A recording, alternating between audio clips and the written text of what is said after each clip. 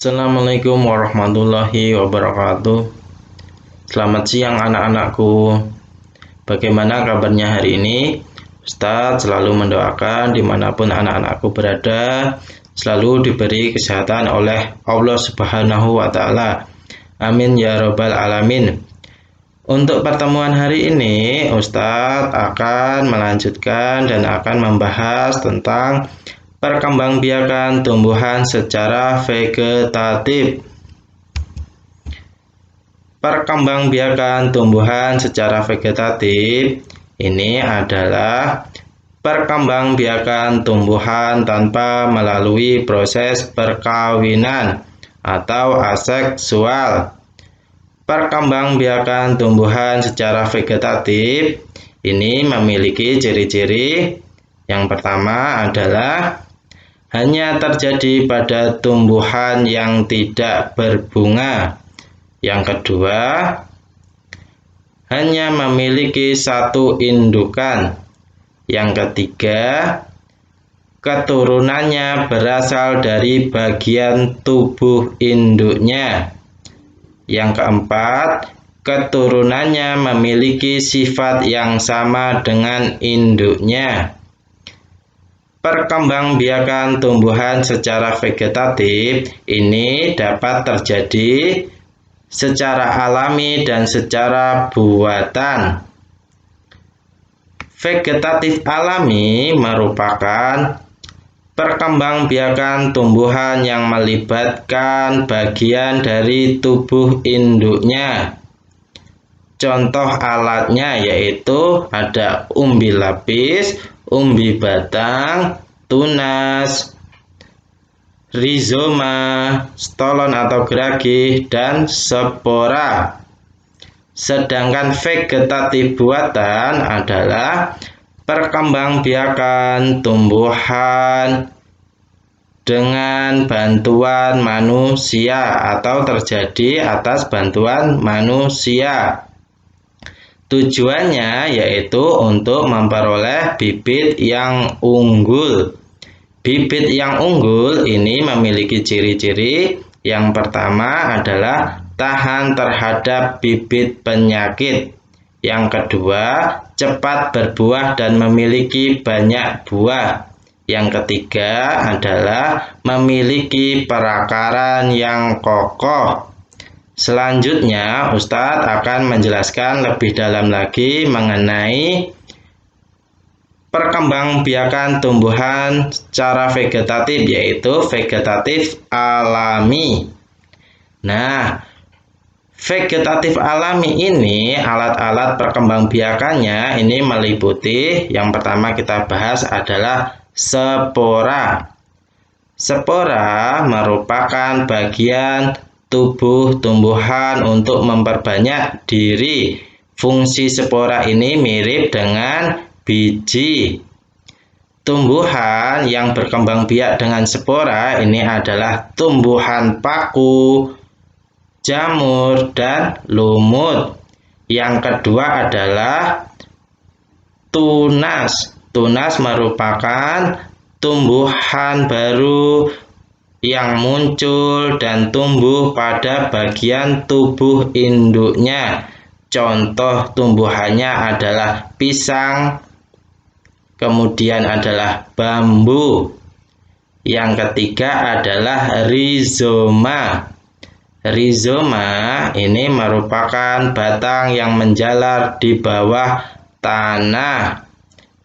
Ciri-cirinya yaitu bentuknya mirip seperti akar, berruas-ruas, kemudian pada bagian ujungnya terdapat kuncup yaitu adalah tunas. Contoh tumbuhannya adalah jahe, kunyit, dan lengkuas. Selanjutnya yang nomor 4 adalah umbi batang. Umbi batang merupakan batang yang menggembung di dalam tanah. Contoh tumbuhannya adalah kentang, bengkoang, ubi jalar. Selanjutnya adalah umbi lapis. Lihat pada gambar Nomor 5 ya anak-anak. Nah, ini ada lapisan-lapisan. Lapisan-lapisan ini sebenarnya adalah lapisan-lapisan daun yang mengelilingi batang. Nah, umbi lapis ini tumbuh di dalam tanah. Nah, di sini nanti akan muncul ya anak-anak, akan muncul tunas. Contoh tumbuhan yang berkembang biak dengan umbi lapis yaitu adalah bawang merah dan bawang putih. Selanjutnya adalah umbi akar. Umbi akar merupakan akar yang fungsinya untuk menyimpan cadangan makanan. Contoh tumbuhannya adalah singkong dan wortel. Selanjutnya adalah yang nomor 7, tunas adventif. Tunas adventif ini adalah tunas yang muncul pada tepi-tepi daun dan akar. Contoh tumbuhan yang alat perkembangbiakannya berupa tunas adventif adalah tumbuhan cocor bebek. Selanjutnya yang nomor 8 adalah geragih atau stolon. Stolon merupakan bagian batang yang menjalar di permukaan tanah dan di bawah tanah. Contoh tumbuhannya adalah stroberi dan rumput teki. Selanjutnya Ustadz akan menjelaskan lebih dalam lagi mengenai vegetatif buatan. Vegetatif buatan ini dilakukan oleh manusia dengan tujuan untuk memperoleh bibit yang unggul. Vegetatif buatan ini dapat dilakukan oleh manusia dengan 5 cara. Yang pertama adalah mencangkok, yang kedua adalah sambung, yang ketiga adalah stek, yang keempat adalah okulasi, yang kelima adalah merunduk. Kita bahas satu persatu. Yang pertama, mencangkok. Mencangkok ini caranya yaitu mengupas kulit pada bagian batang dan membungkusnya dengan tanah.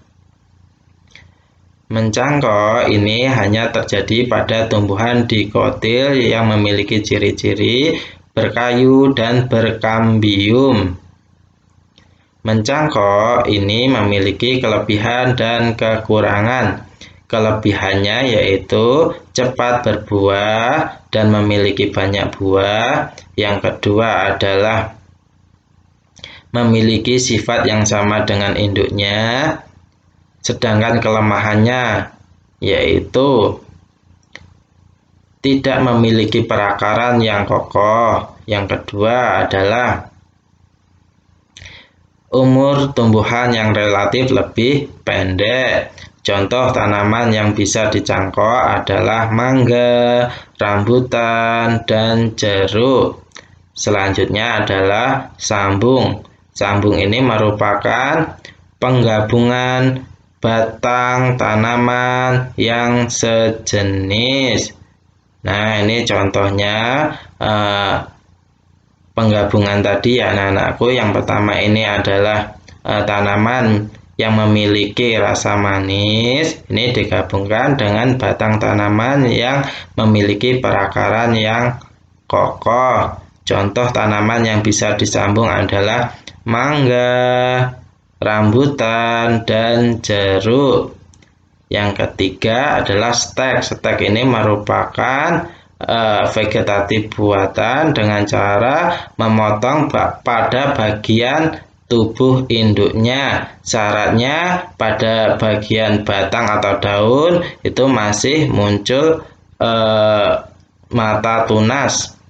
Nah, pada bagian tanaman yang bisa disetek itu adalah batang dan daun. Contoh tumbuhan yang bisa disetek adalah mawar, bunga kertas, terus singkong ya anak-anak. Selanjutnya adalah okulasi. Okulasi ini adalah menempelkan mata tunas pada bagian batang tumbuhan.